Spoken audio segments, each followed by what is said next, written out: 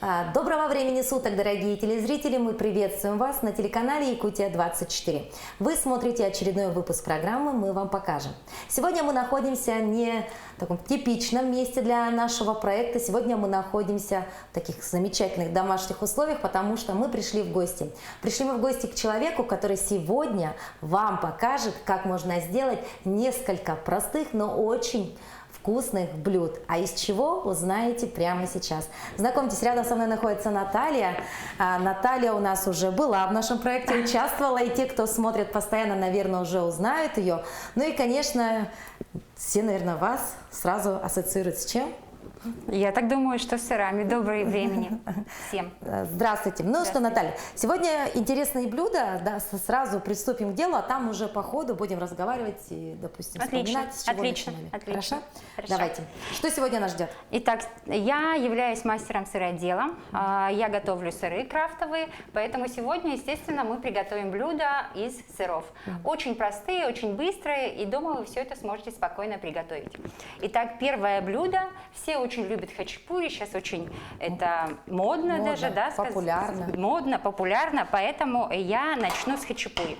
Итак, но готовить мы будем не тот хачапури стандартный, который обычно мы едим в ресторанах, или кто-то, может быть, готовит даже дома. Сегодня мы будем готовить ленивый хачапури. Почему ленивый? Ленивый, потому что не нужно замешивать тесто, не нужно его, чтобы оно бродило, ферментировало и так далее. Все делается очень быстро. Блюдо можно даже приготовить на завтрак. Можно приготовить на какой-то вечеринке. Буквально там 15 минут, и у вас уже хачапури готов. Вот так вот. А обычно все боятся с этим делом связываться, потому что нужно уметь, во-первых, делать тесто, как вы говорите, да, еще и с начинкой нужно повоевать немножко, да, а тут все быстро, легко и доступно, да? Да, быстро, легко и доступно. Итак, нам нужно для приготовления, естественно, так как я производитель крафтовых сыров, я беру свой сыр, полутвердый сыр манчего. Вы можете взять любой полутвердый сыр, это может быть даже простой голландский какой-то, да, порядка 200 грамм. Мы его натираем. Кусочек такой. Да. Ну, на крупной, да? Да, на крупной терке, вообще не нужно заморачиваться. На обычной терке вручную вот так вот все мы натрем. Также я советую очень, для того, чтобы сыр у вас красиво тянулся уже в готовом изделии, использовать сулугуни. Но в моем случае это мой крафтовый сыр моцарелла. Вот так, то есть вы все заменяете, да? Есть классические рецепты, а вы используете только свой продукт? Я использую только свои продукты. У меня вообще семья на правильном питании, мы используем только крафтовые продукты.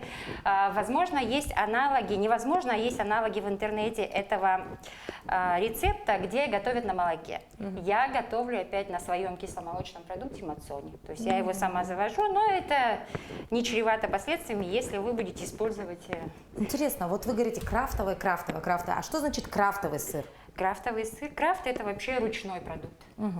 То есть он готовится только вручную, с большим использованием, большая доля труда, она ручная. Плюс это натуральные ингредиенты, это натуральные закваски, натуральные ферменты, возможно, в каких-то сырах даже дрожжи. Это все натуральное, да. А вы вообще, вот как вы увлеклись таким интересным делом, Далее? Потому что, ну, редко у нас в городе встретишь профессионального человека, да, который не просто так в рамках там, ну, своей семьи, да, готовит, а который стал заниматься этим уже, ну, достаточно серьезно, и опыт такой большой.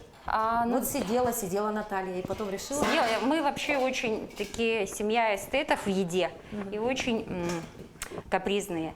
Вся проблема в том, что это вот мацони, который я готовлю сама на заквасках. Вы можете использовать кефир, либо это может быть кефир, может быть и молоко, как я говорила, да. Сахар в чистом виде я не использую, опять-таки. Хочешь сладенького, бери натуральный мед. Бери мед, да. Правильно. Так, мед. Далее мы, значит, добавляем, так как это кефир, мы можем спокойно добавлять соду, не гася ее. Ну, порядка половины чайной ложки соды. Все так быстренько, все так очень слаженно у вас, да? И добавляем муку. Довольно-таки густое тесто, как на нашей оладьи. Порядка 4 столовых ложек. То есть ни водички, ничего не надо? Нет, либо это молоко, либо это кефир. опять-таки слегка посолим, так как моцареллу я не солю, мы добавим щепотку соли. Так. И перемешиваем это все.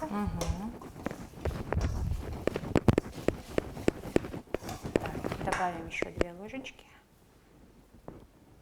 Видите, как шипит сода. В кефире, так как тут есть кислота, она гасит соду. То есть не обязательно. Если вы будете готовить на молоке, то добавляете разрыхлитель, либо гашеную соду. Вот буквально консистенция теста. Сюда мы добавляем наш сыр.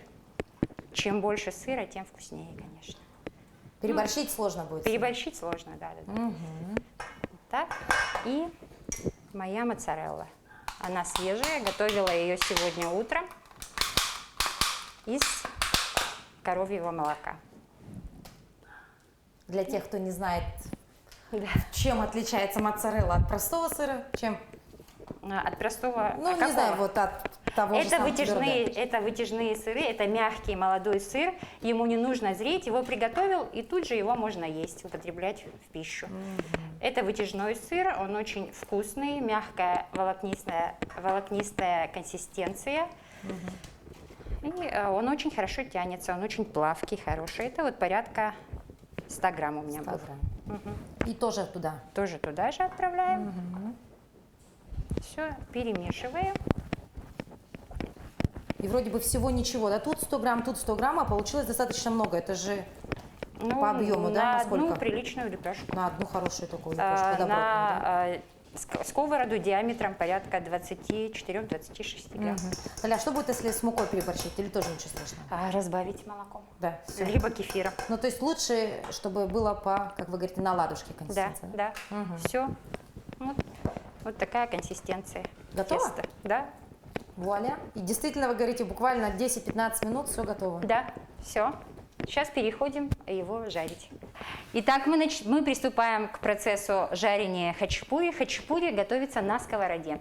Сковороду мы поставили на средний огонь, ее прокалили, намазали слегка сливочным маслом и наше тесто ровным слоем распределяем на сковороде и уменьшаем на минимальном огне.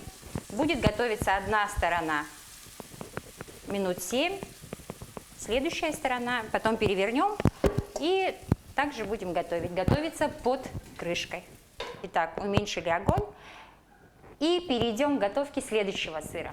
Есть очень вкусный сыр, который пользуется очень большим спросом. Это кипрский сыр. Его классическая форма в форме полумесяца, и называется он халуми. Это сыр очень популярный, он такой же плавкий, его можно готовить даже на гриле, когда вы будете на даче. Значит, мы его готовим точно так же на сковороде, разогреваем ее, и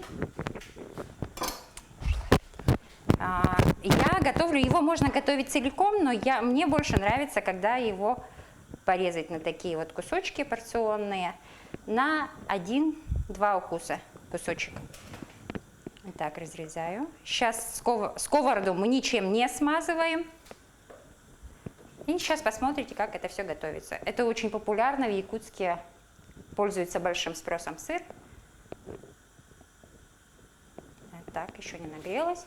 Сейчас мы дождемся, когда нагреется сковорода. И готовится буквально 2-3 минутки. И в вариантах можно также его крошить, либо натирать и добавлять в пасту, в ризотто. Очень тугоплавкий, очень вкусный сыр с мягким сливочным деликатным вкусом, который оттеняется мятой. Мята у меня сушеная. Вот. Так. На расстоянии, так чтобы кусочки не прилипали друг к другу. 2 кусочка хватает на семью из 4-5 человек спокойно.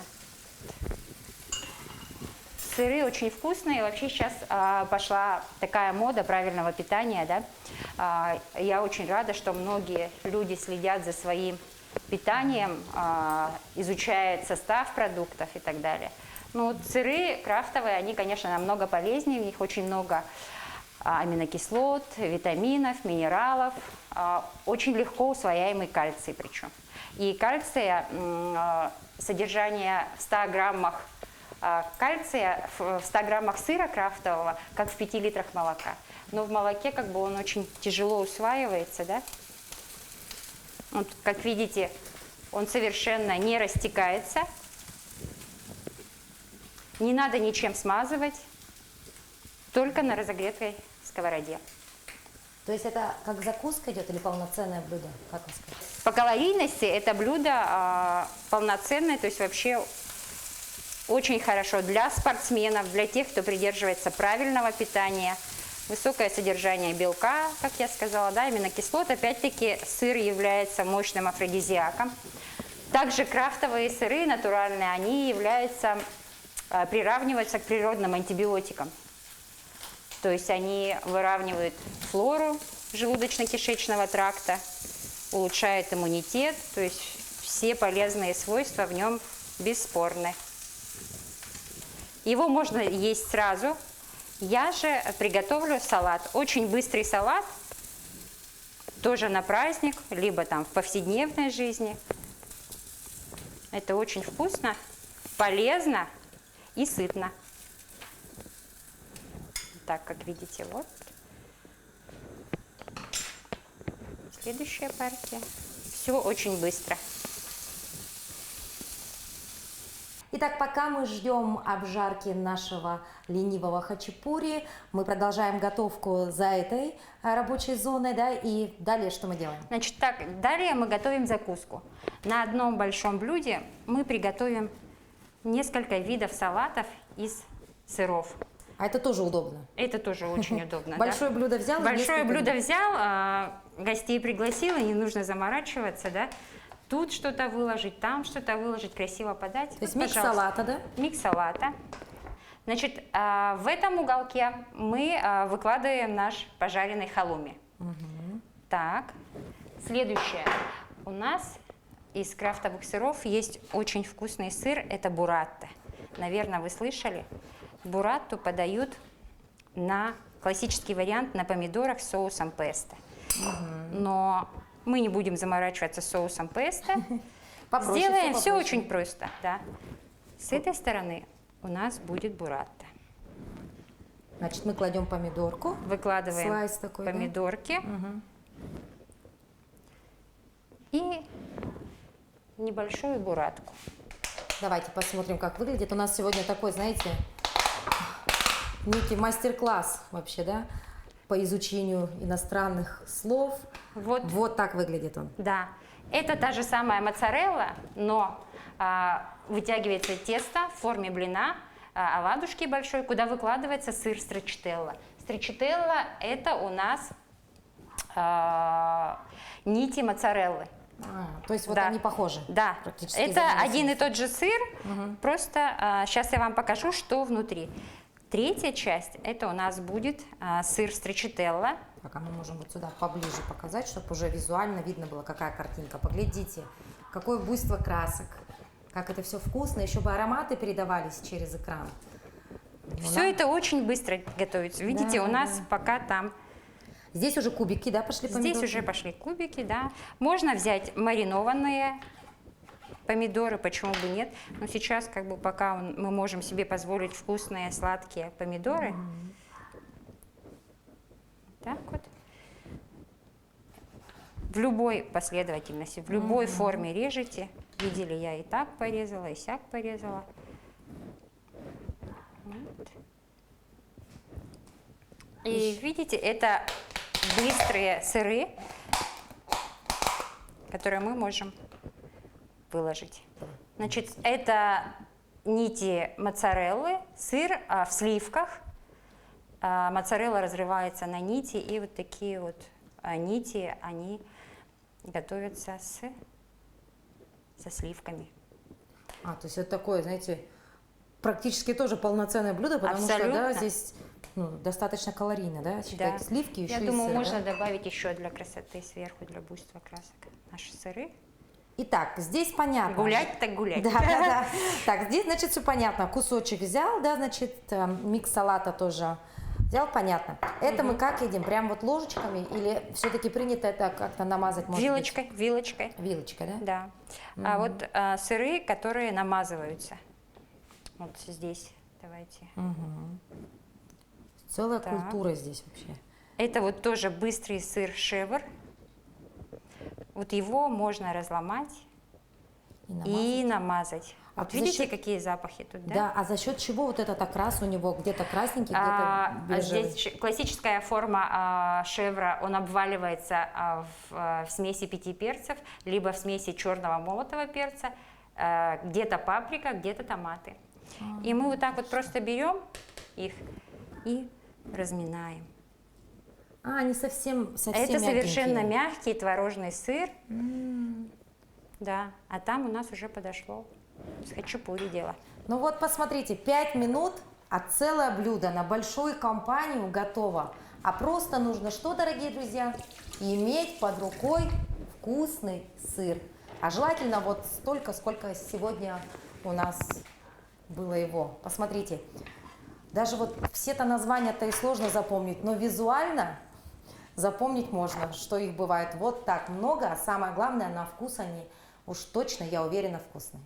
Итак, наш хачапури готов. Сейчас мы его выкладываем на... Ой. Вот так вот. Какая красота! Вы только поглядите. Обязательно смазываем его горячим сливочным маслом.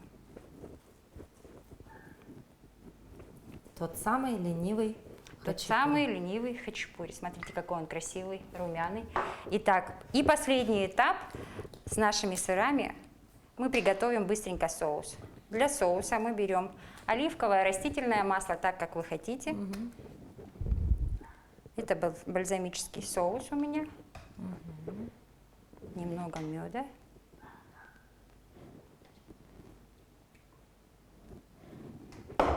Немного соли. Можно добавить соевый соус вместо соли, щепоточку.